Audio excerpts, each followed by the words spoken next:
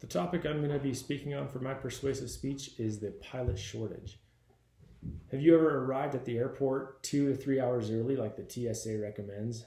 If you go to slcairports.com and look under travel tips of 2019, one of those tips that you're going to see is that if you're traveling domestically, they want you to arrive 2 hours early. If you're going international, they recommend that you arrive to the airport 3 hours early. That is to give you enough time to get through security, make it through the crowds of people and find your gate and get situated. Seat changes, anything like that might occur. But if you ever gotten to the airport 2 to 3 hours early, like recommended, and made your way to your gate, sat down, pulled out your phone, done your thing on your phone, Facebook, whatever it is, and then the gate agent comes over and they say something along the lines of, "Ladies and gentlemen, we do apologize, but the flight to wherever you're going is canceled." They're going to make up a reason as to why it was canceled, but they probably won't be honest and say that it's because they don't have a pilot to fly the airplane. I've been an airline pilot now for 2 years, and I've seen this happen usually on about a weekly basis. Each week I get an email or a phone call from my chief pilot or from our scheduling department requesting me to come in and fly on one of my days off because they don't have a pilot to fly the route that they need somebody to fly that night or day, whatever. And so usually I can't do it, and so the flight ends up canceling. The general cause of a pilot shortage is due to the increased demand for more pilots as airlines expand. Many of the current airline pilots that are flying today will retire soon, and then there's a general lack of interest to become a pilot from the public. So I'm going to first discuss some of the events that led to the pilot shortage and give a little bit of background on the airlines and what kind of created some of this problem we have. In 1978, President Jimmy Carter signed the Airline Deregulation Act. You can read about that on congress.gov of 1978. It's called the Airline Deregulation Act. It was superseded by the Civil Aeronautics Board. Before 1978, the government set ticket prices and determined where and what routes airlines could fly to.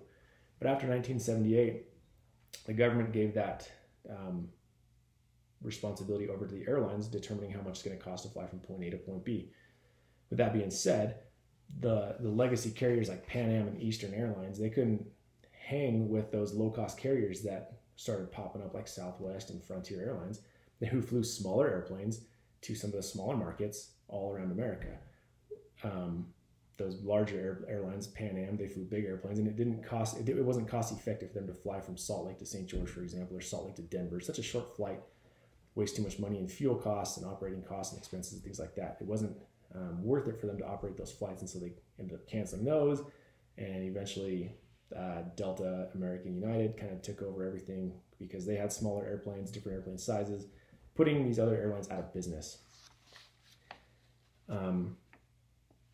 During the 1980s, pilot hiring kind of stagnated. They didn't hire a whole lot of pilots, and then in the 90s it picked up. 9/11 happened, and airlines didn't hire anybody for about 10 years. And there were many furloughs. A lot of people lost their jobs in the industry. Now that we've heard a brief background of what the airlines have, how it's been caused and why there's a shortage. Now I'm going to talk about some of the contributing factors to today and why it's going on. Every year, Boeing, they project how many pilots are going to be needed over the next 20 years. It's called the Pilot and Technician Outlook, and it's published on Boeing.com. This is the most recent one of 2019.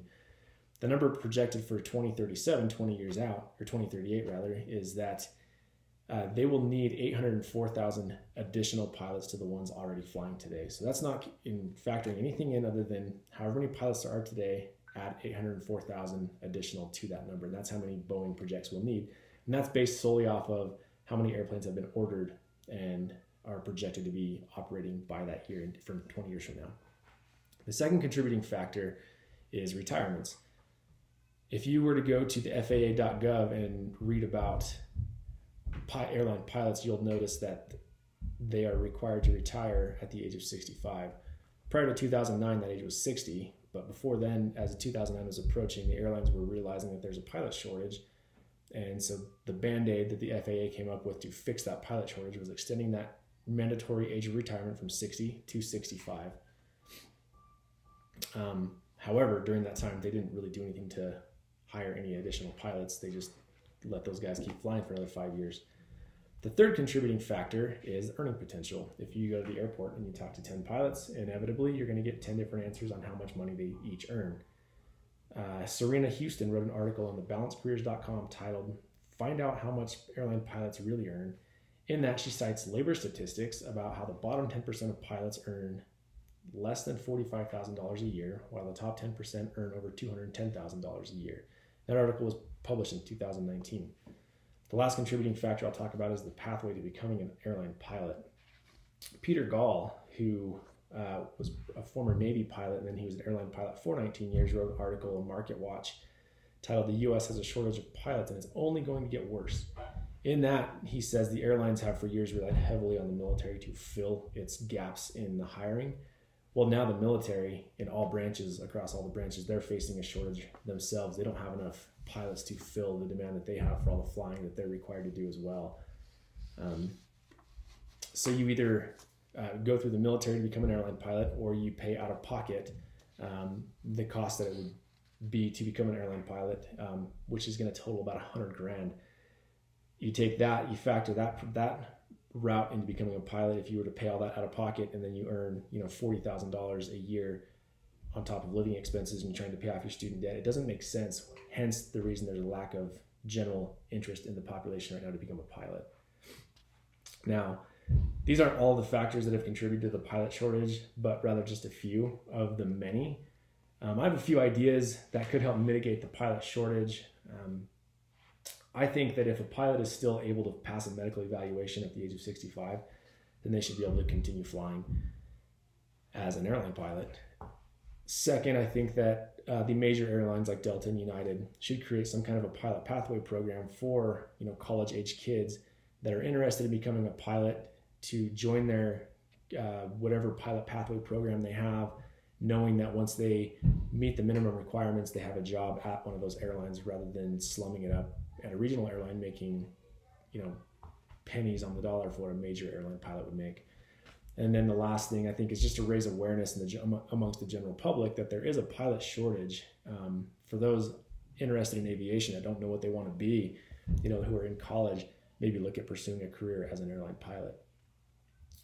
In conclusion, the pilot shortage has been on the horizon and on the radar of airlines for many years. And according to the Bureau of Transportation Statistics, the demand for passenger air travel right now on a year-over-year basis continues to increase at about 3%. And that's from bts.dot.gov of 2019.